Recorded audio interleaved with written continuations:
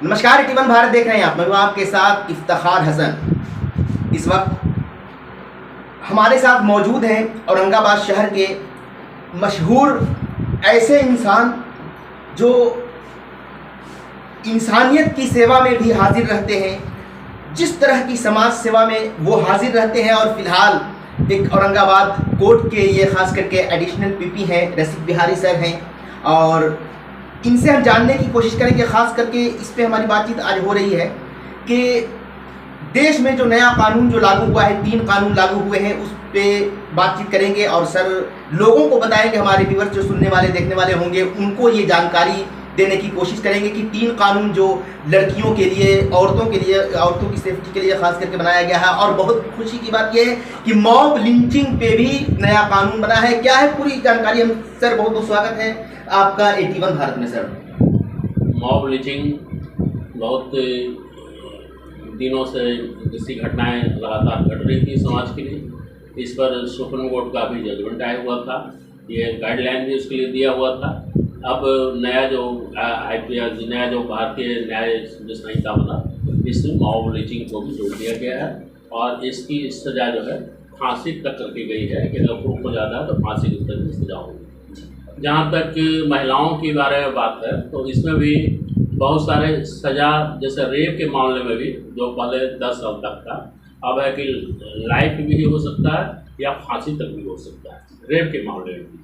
तो इस तरह से बहुत सारी सज़ा सबको बढ़ा दिया गया है महिलाओं के बारे में, और फाइन भी बढ़ा दिया गया है। इस तरह की बहुत सख्त बना दिया गया है और बहुत सारा कानून है तो अब वो सब जो किया गया है। और सरकार की मंशा है कि महिलाओं को और बच्चों को सेफ रखा जाए और ये किया जाए, और उसी के तहत ये सब हो रहा है। हाँ, दूसरी बात ये है एकदम बिल्कुल सरकार डिटरमिन है, मैंने कि पहले 90% केसेज में अपराधी छूट जाया करते थे, 10% में सजा होती थी, और अब 90% में सजा होगी, 10% ही शायद छूट जाए। सर एक बहुत ही हमारे लिए, देश के लिए दुर्भाग्यपूर्ण बात पुरानी चली आ रही है शुरू से, कि मतलब अक्सर देखा गया है कि तारीख पे तारीख लोगों का, मतलब अगर नंबर आया तो मालूम हुआ कि या तो उसकी डेथ हो चुकी है, कई बार तो ऐसा भी होने को आया है, देखने को मिला है। तो उसके लिए टाइमिंग में क्या कुछ कमी का कुछ संशोधन वगैरह किया गया है सर क्या? हाँ, टाइम टू टाइम सब कुछ कोर्ट के लिए भी निर्धारित किया गया है और पुलिस के लिए निर्धारित किया गया है। और वह कहा गया है कि 3 साल के भीतर सुप्रीम कोर्ट तक, जैसे लोअर कोर्ट से लेकर सुप्रीम कोर्ट तक जजमेंट जैसा निष्पादित हो जाएगा क्रिमिनल केसेस में। अब सना पहले 20 साल 25 साल हुआ करता था, अब 3 साल का टाइम जैसे बताया गया निर्धारित किया। और सबसे बड़ी बात इसमें यह है कि एविडेंस एक्ट में भी जैसे संशोधन किया गया है। अब हर एक के लिए वो वीडियोग्राफी, ऑडियो वीडियोग्राफी करना होगा और पुलिस करेगी और तुरंत सब कोर्ट को उसमें जमा करेगी। ये बहुत जरूरी चीज़ है। तीसरी बात जो है मैं जो ये कहना चाहता हूँ कि रेप के मामले में जो होता था, डॉक्टर जो जांच करते थे वो महीनों 2 महीना लग जाता था और वो रिपोर्ट पुलिस को नहीं देते थे, उनको 7 दिन के भीतर अब दे देना है। ये इसमें चेंजेस जैसे हो गया है, तो बहुत अच्छी बात है। और सब कुछ के लिए टाइम लिमिट कर दिया गया है। और अब जहाँ तक गवाहों का स्टेटमेंट है वे भी उसके लिए ऑडियो वीडियो जैसे उसके लिए करना है, भैया नहीं खाली लिख नहीं लेना है, बस ऐसे ही उसको लागू करना है। आखिरी बात है कि जो विक्टिम है वह अगर 90 दिन के अंदर उसके पास फिर जाना है और उसको केस का क्या प्रगति है ये अभी उनको पुलिस को बतलाना है, उस पर हस्ताक्षर उसे कराना है। तो बहुत सारी योजनाएं हैं, लेकिन जैसा कि आपका प्रश्न है कि लागू करने वाले अगर ईमानदारी से और पूरी कर्मठता से और पूरी नेक नियति से और संकल्प लेकर अगर लागू करेंगे, जिस तरह आ रहा है, खासकर पुलिस कोर्ट अगर सब में ईमानदारी को और खासकर पुलिस ईमानदारी रहेगी तभी संभव है। अन्यथा जैसे अगर पुलिस समझ लेगी कि जैसे ब्रिटिश काल में हमारा जो रोल था वही रहेगा, तो सुधार होने की बात इसमें नहीं।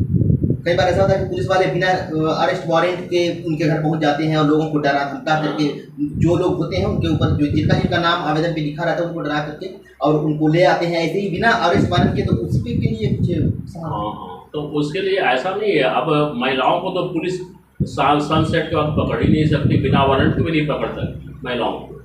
रही बात सनसेट के बाद जो है, अब उसमें ये लिखा हुआ है, एक मैं उदाहरण सब मैं वो बता रहा हूँ एक केस में कि एक पुलिस ने चार्जशीट कर दिया और chargesheet schedule caste schedule tribe मामले में चार्जशीट कर दिया और कोर्ट ने और उसके बाद फिर 41 का उसको लाभ भी दिया था CRPC में 41 का लाभ भी दिया। इसके बाद उसको चार्जशीट भी कर दिया और चार्जशीट करने के बाद बिना कोर्ट के परमिशन का वो उन्हें कोर्ट ही चार्जशीट जब भेज दिया तो कोर्ट उसको वारंट करेगा चाहे कुछ करेगा कहेगा पढ़ उसको ले आओ तब ले जाना है। लेकिन देवनीनगर की पुलिस क्या की कि उसको सीधे जो है तो पूरे परिवार को चार्जशीट करने के बाद अपनी मर्जी से बिना कोर्ट के परमिशन से वह पूरे परिवार को जिस परिवार में 7-8 महिलाएं भी थी पुरुष भी थे सबको ला कर रात में गया और रेड किया और रेड करके सबको पकड़ करके ला गया जेल में उसमें हाकिम के सामने प्रोड्यूस कर दिया। हाकिम ने उसको बहुत डांटा। उसमें वो हरदन एडवोकेट थे मैं भी उसमें वकील था उस केस का। उन्होंने कहा कि इमीडिएट ऐसा काम कीजिएगा तो बहुत गलत बात है, ये कानून के खिलाफ है, बहुत खिलाफ। यानी अगर कोई भी महिला अगर अपने ससुराल वालों के खिलाफ अगर वहाँ पे FIR करती है या आवेदन देती है तो उनके पूरे परिवारों को नहीं उठा सकती, सिर्फ केस होगा। बस उठाना नहीं उनको है, उठाना तो किया जो महिला जो पूरे परिवार रहती है वैसा रियल ऑफेंस नहीं है, ये मैट्रिमोनियल ऑफेंस है। पति और पत्नी में नहीं बना वो ऑफेंस हो गया, शादी दाम्पत्य ऑफेंस है, रियल ऑफेंस थोड़ी है। इसलिए वह सब सुप्रीम कोर्ट ने बोला।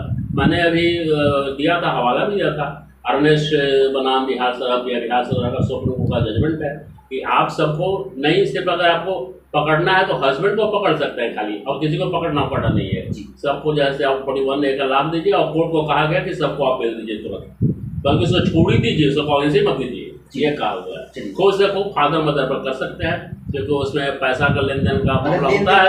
हाँ, लेकिन अब ननद को, नंदोसी को, भाई को, भाभी को, फल्ला को, चाचा को, चाची को, इस तरह की बात कोर्ट ने मना कर दिया है। अगर ऐसा आप करेंगे तो आपको भुगतना पड़ेगा। आपको मैं ये बतला रहा हूँ, एक केस में अभी रिपोर्टेड केस है वो, और बहुत इंपॉर्टेंट केस, नाम मुझे याद नहीं पड़ रहा उसका, लेकिन यही हुआ था कि 41 का उसका लाभ नहीं दिया गया। और फिर पुलिस क्या की कि वह जो है से जा कर के कोर्ट में लगा दिया कि ये उसके लड़के के फादर के बारे में कि भागा फिर रहा है और ये है वो है अपना, उस पर जो है से वारंट जो है से कर दिया। और कोर्ट जो था ध्यान से देखा नहीं और उसने जैसे सीधे जैसे वो गिरफ्तारी का वारंट निकाल दिया उस पर, जबकि उसको 41 का लाभ दिया तो गिरफ्तारी को वारंट कैसे आप निकाल दिया। अब नतीजा क्या हुआ कि सुप्रीम कोर्ट ने उसमें ये होल्ड किया कि इस पुलिस वाले को जिसने गलत किया है, इस पुलिस वाले को जो है से वेतन से 20 लाख रुपये रीट हुआ, बाद में सुनाने में रीट हुआ, हाईकोर्ट गया लोग, हाईकोर्ट ने ये होल्ड कर दिया कि इस वाले में 20 लाख रुपया पुलिस वाले को अपने वेतन से देना होगा। और दूसरा जो कोर्ट जिसने किया था कि वारंट कर दिया था और जिससे चलते वो गिरफ्तार हो गया फिर वो आदमी और मैंने रह गया 1 महीना जेल में, तो उसके लिए उसको जो है तो उस पर प्रोसीडिंग हुई, फिर उसको सस्पेंशन किया गया जुडिशियल ऑफिसर को। जी, ये बहुत गलत तरीका है। चलिए, ये तो बहुत अच्छी बात है सर। चलिए, बहुत बहुत शुक्रिया सर आपको हमारे साथ बातचीत करने के लिए और लोगों को जानकारी देने के लिए। और ख़ास करके ये बहुत ही खुशी की बात है कि कोई भी महिला, खास करके जो अपने ससुराल वालों को, जो सास को, ननद को, देवर को वगैरह वगैरह जितने भी लोग होते हैं उन्हें वो झूठे मुकदमे में जो फंसा देती है, सबका नाम जो आवेदन में दे करके पुलिस वालों से परेशान है। रमेश कुमार का बहुत सुंदर जजमेंट है इस पॉइंट पर। जी, वो काम अब वो महिला नहीं कर सकती है, वो सिर्फ हस्बैंड का नाम दे सकती है। बहुत ही ज्यादा अगर लेन देन का मसला हो तब जाकर के माता पिता का नाम आ सकता है, वरना सिर्फ हस्बैंड का ही नाम उसे देने का हक है। वरना महिला के ऊपर भी उल्टा कार्रवाई कार्रवाई की जाएगी। तो हमारे साथ ये थे एडिशनल पीपी खास करके औरंगाबाद से और रसिक बिहारी सर, तो हमारे साथ बातचीत कर रहे थे और जानकारी दे रहे थे कि पूर्व प्रेसिडेंट है बार के, पूर्व प्रेसिडेंट बार के खास करके हैं और समाज सेवी इंसान हैं और बहुत ही अच्छे इंसान है, नेक दिल इंसान है। तो इसी तरह से देश और दुनिया की तमाम खबरों को देखने के लिए हमारे चैनल को प्लीज़ करें सब्सक्राइब और बेल आइकन दबाना न भूलें। तो आज के लिए बस इतना ही, देखते रहिए AT1 भारत।